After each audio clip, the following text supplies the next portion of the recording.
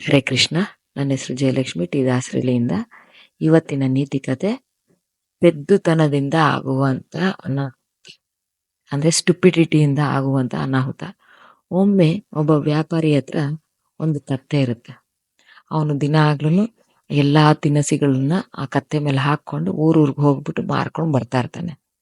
ಹೀಗಿರುವಾಗ ಒಂದು ದಿನ ಆ ಕತ್ತೆಗೆ ಭಾರ ತಡಿಯಕ್ಕಾಗಲ್ಲ. ಪಾಪ ಹೊರಲಾರ್ದು ಹೊತ್ಕೊಂಡು ಬರ್ತಾ ಇರುತ್ತೆ.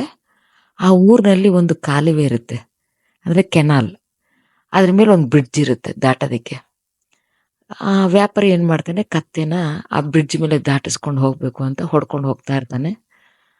ಆ ಬ್ರಿಡ್ಜ್ ಹತ್ರಕ್ಕೆ ಬಂದಾಗ ಮಧ್ಯಕ್ಕೆ ಹತ್ತುತ್ತೆ, ಜಾರ್ ಬಿಟ್ಟು ಕಾಲುವೆ ಒಳಗಡೆ ಬಿದ್ದುಬಿಡುತ್ತೆ.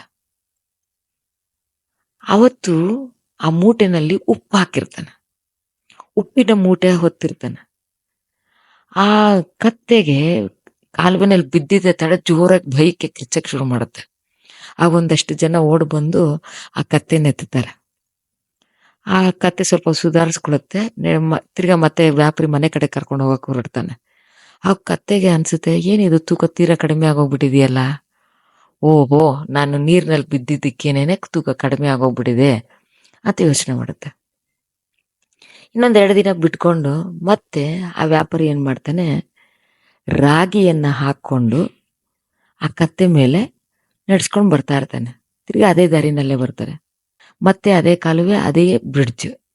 ಆ ಬ್ರಿಡ್ಜ್ ಮೇಲೆ ಬಂದಾಗ ಆ ಕತ್ತೆ ಯೋಚನೆ ಮಾಡುತ್ತೆ, ಹೌದು ಇದು ಸಿಕ್ಕಾಪಟ್ಟೆ ತೂಕ ಐತೆ, ನಾನ್ ಮತ್ತೆ ನೀರ್ನಲ್ಲಿ ಬಿದ್ದರೆ ತೂಕ ಕಡಿಮೆ ಆಗುತ್ತೆ ಅಂತ ಹೇಳ್ಬಿಟ್ಟು ಬೇಕಂತಲೇನೆ ಕಾಲುವೆ ಒಳಗಡೆ ಬಿದ್ದು ಜಾರ್ ಬಿಡುತ್ತೆ.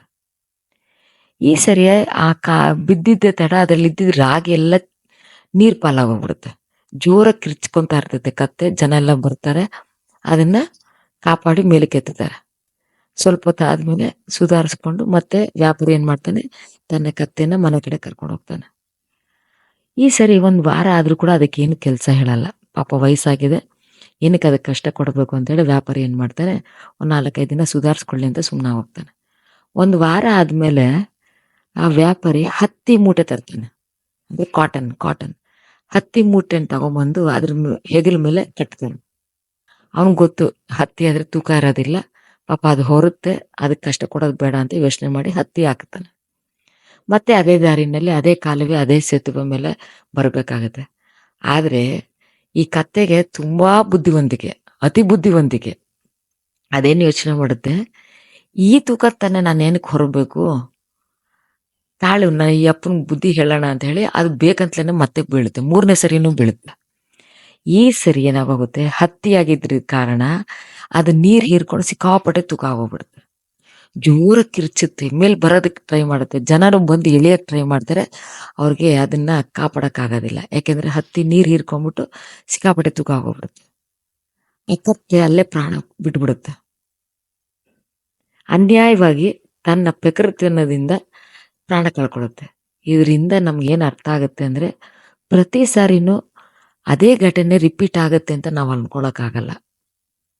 ಆ ಸಮಯಕ್ಕೆ ಸರಿಯಾಗಿ ನಮ್ಮ ಪ್ರಜ್ಞೆಯನ್ನ ಬಳಸ್ಕೋಬೇಕಾಗತ್ತೆ.